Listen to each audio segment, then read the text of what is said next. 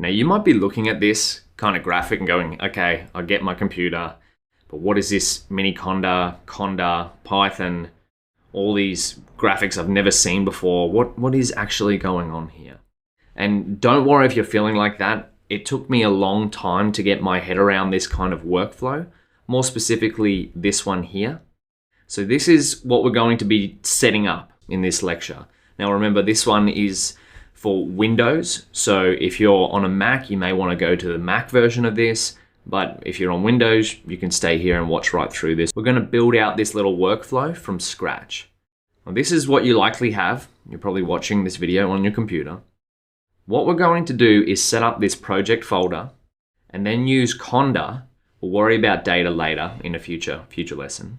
But we're going to set up a project folder and then use Conda, the personal assistant of our data science and machine learning tools, to create this environment. Now remember, this is the kind of workflow that you would do for each new project. And for this lecture, we're going to set up a sample project folder, but we're going to have experience setting up this kind of workflow in each of the hands-on projects throughout this course. But this is just to get your head around it, to understand what this kind of workflow looks like. And so we can just practice setting up a new project and getting our tools ready for data science and machine learning. More specifically, we're going to be going through these steps here. Now this flowchart will be in the resources section, but if we have a look here, this is the Miniconda one we're going to be taking because we've chosen to use Miniconda because it is the data scientist's workbench.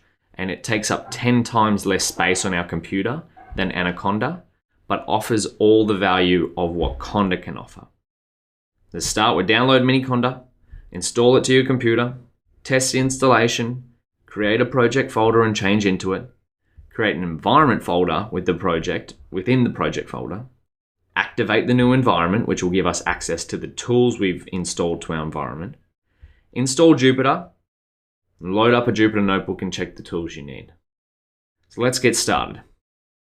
To begin, we open up a web browser and it's conveniently got Miniconda download here already done. So we're going to search Miniconda download. Click on the link, will take you to the Miniconda download page. The link looks something like this. But what you should see is a few options here for downloads, a few more links. Now, because we're doing the Windows version, we're going to download the Windows version of Miniconda. Remember, if you're on Mac OS, you might want to look into the Mac OS version, but this lecture we're using Windows. So we're going to choose the latest one, which is Miniconda Windows 64-bit, Python 3.7, because Python 2.7 is getting deprecated after 2020. So we're going to focus on Python 3+. So we click that. I'm going to click run. Windows is going to run a security scan over that and then we'll wait for the download to download. We might skip this video a little bit forward once the download's complete. Once the download's complete, this little icon here, which is the Miniconda icon, might appear in your bar down here. But otherwise, if it doesn't, check your downloads folder for the file name that we downloaded. It should look something like this. And click on it and you should see something like this appear. Now to go through these steps, we're just going to hit next. I agree.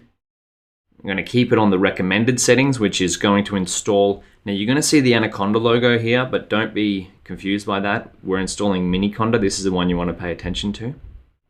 We're going to click just me, keep it recommended. Next. Now in my case, it's going to be in my user account. So users/Daniel/Miniconda3. You might want to store it somewhere different, but make sure it's easily accessible. In the users folder is easily accessible for me, so I'm going to keep it there. Again, we're going to keep this on the recommended setting, as you can see here. Not recommended. Install. And I will just wait for this to install. Beautiful. Now the installation's complete. It might have taken a few minutes, but that's okay. We're going to untick these. And we're going to click finish. So now we should have, if you've gone through those setup steps, you should have Miniconda installed on your computer. So what does this mean? Well, we've gone through step 1 and 2 of what we're going to go through. Now, we're going to end this lecture here.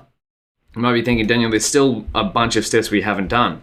But yeah, to prevent this lecture from getting too long, we're going to take care of these, test the installation, create a project folder, and all the rest in the next video. So I'll see you there.